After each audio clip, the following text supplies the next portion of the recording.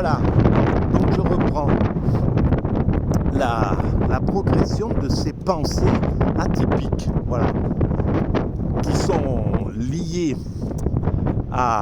au fait d'être porteur, très certainement, c'est les qualités des défauts, du défaut d'être porteur de cette pathologie, l'autisme, voilà, et qui fait que, évidemment, les relations humaines, les relations sociales sont extrêmement compliquées, et les relations, tout ça, c'est très compliqué. Il y a des vidéos très intéressantes sur Internet, et très bienveillantes, justement par des autistes qui comprennent, et c'est extrêmement encourageant. Et d'avoir mis la lumière sur cette pathologie dont j'ignorais tout, j'ai traversé toute mon existence sans comprendre que j'étais porteur de cette pathologie. Et ça a été assez...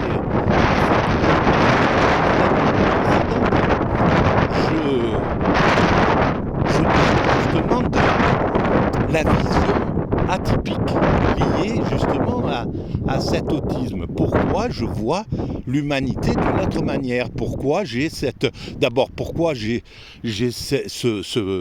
ce fanatisme à toujours penser l'humanité, l'évolution de l'humanité, donc à travailler sur cette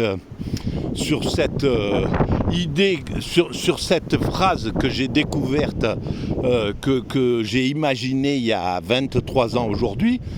Il y a 23 ans, j'étais installé dans un petit jardin où j'allais me détendre justement pour éviter le bruit et les brouhahas et les gens avec qui je travaillais à l'époque. Et donc j'allais me mettre entre midi et 2 dans un petit jardin public et j'écrivais des petites nouvelles. Le petit parc, les nouvelles du petit parc. C'était ce petit parc qui parlait aux gens, et voilà, je parlais, je posais des questions à ce petit parc, etc. Comment ils voyaient la vie, etc. Et dans une de ces nouvelles que j'écrivais, des petites nouvelles qui étaient un petit peu dans la veine de Brotigan, c'était un peu ce que je lisais à l'époque.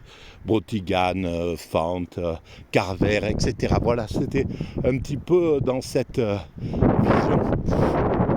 Et donc, dans cette nouvelle-là, c'était un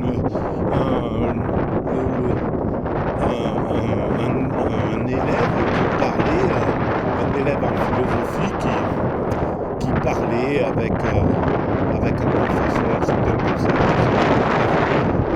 Et parce que ça a été un choc total. Et donc, l'élève répond cette l'humanité est destinée à atteindre sa perfection. J'ai écrit cette phrase-là, et d'un seul coup, j'ai eu une bouffée de chaleur, j'ai eu un truc complètement affolant, comme si je venais de tomber, de découvrir, je sais pas moi, quelque chose de bouleversant, quoi. Un truc hallucinant. Et d'un seul coup, je me suis dit, mais oui, bien sûr, c'est ça, je cherchais au fond pourquoi j'étais présent sur cette planète, je trouvais pas le sens, je comprenais pas du tout ce que je foutais là, et je faisais que souffrir avec cette pathologie. Maintenant je comprends que c'était cette pathologie, que c'était cette difficulté à vivre une vie ordinaire qui faisait que je devais m'enivrer, je devais picoler pour ressembler à tout le monde, pour parler comme tout le monde, pour m'intéresser à des choses basiques, ordinaires, au bistrot, etc. Et donc, mais j'étais pas à ma place, j'étais à des kilomètres de ce que de mon existence en réalité. Et donc, en plus, je me demandais, la question fondamentale, c'était est-ce qu'il y a du sens ? Je cherchais à travers la peinture, à l'époque, je faisais de la peinture dans l'art contemporain, et donc à travers l'art contemporain, j'essayais de comprendre, et en même temps, je voulais réconcilier cette humanité. Donc, je créais des œuvres qui qui était destiné à unifier l'humanité. C'était déjà intuitivement, c'était dans tout ce travail de peinture, et maintenant que je regarde un petit peu le book de temps en temps, de mon travail, je me rends compte de la montée progressive vers cette phrase-là, en fait. Tout mon travail m'a mené progressivement à tout mon travail de peinture m'a mené aux portes de cette réflexion sur l'humanité. Et donc, là, ça souffle dur, hein. Et donc, je suis arrivé quand j'ai découvert cette phrase, du jour au lendemain, j'ai tout abandonné. J'ai plus jamais touché un pinceau, un truc, quoi que ce soit. Je me suis plongé à fond dans cette réflexion.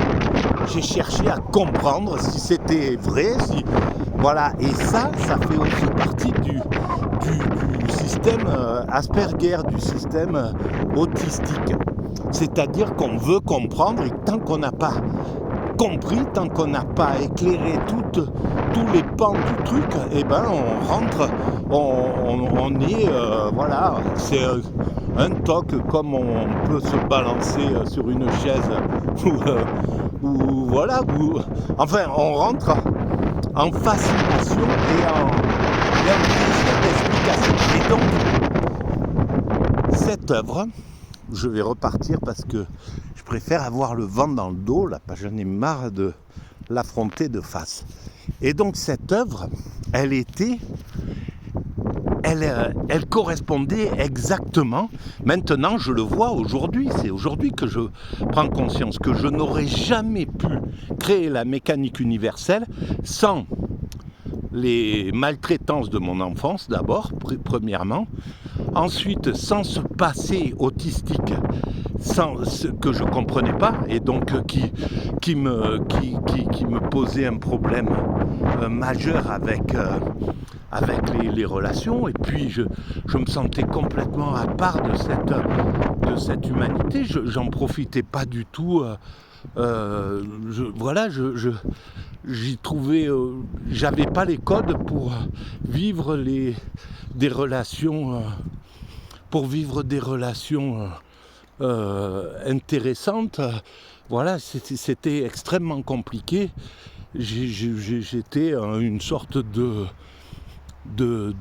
béni oui, ou je sais pas comment on pourrait dire, j'arrivais pas à jouer le jeu avec le jeu de la vie classique. Donc mes histoires d'amour étaient intenses à l'intérieur de moi, et bien souvent ça méritait pas ces choses-là. Bon, bref. Et puis en même temps, j'étais toujours en train de fuir parce que c'était insupportable. Il y avait des choses qui étaient insupportables, de ne pas être compris, de ne pas être entendu. C'était extrêmement difficile. Bon, bref. Ça, c'est les petites choses. Et donc, sans cet autisme, je n'aurais jamais creusé comme un malade cette mine d'or qu'est la mécanique universelle. Pour moi, c'est ça, hein, en tout cas. Alors, je comprends qu'il y a des gens qui pensent l'inverse, que c'est une absurdité, etc. Seul l'avenir pourra dire les choses. Et c'est la beauté de la création. C'est-à-dire que les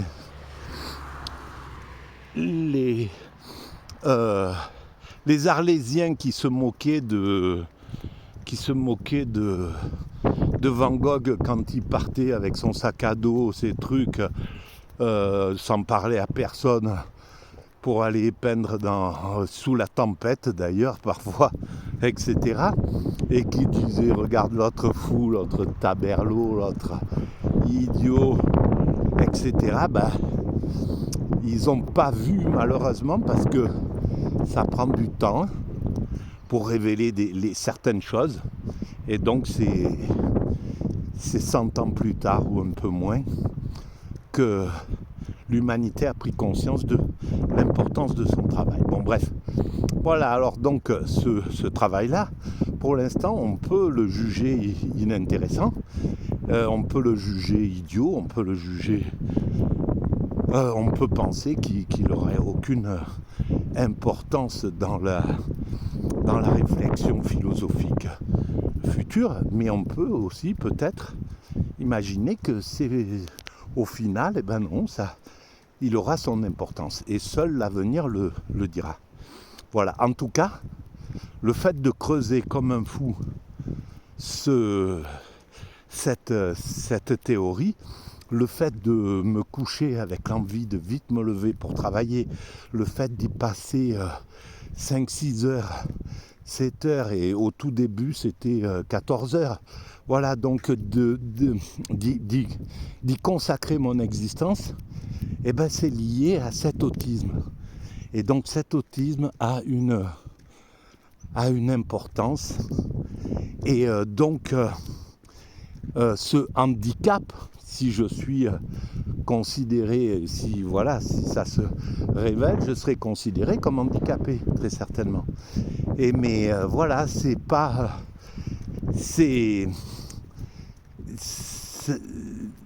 Voilà, le handicap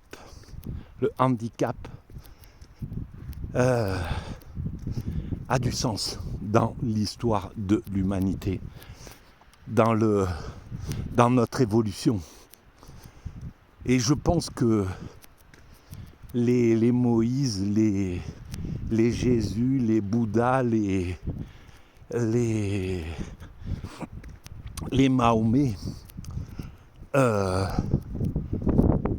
étaient particuliers pour aller chercher quelque chose, cette fusion, cette compréhension des choses vraiment incroyables. Et voilà, pour dire en gros que c'est pas la norme elle construit, la norme est essentielle pour construire l'humanité, mais la normale est essentielle pour faire des bonds de géants dans cette histoire humaine. Et les artistes sont là pour démontrer ça. Et il y a du sens avec l'Asperger. Voilà, je vous remercie de votre écoute. On va continuer, je pense, sur ces valeurs-là de l'autisme. Quel est l'intérêt de cette vision spécifique? Merci, au revoir.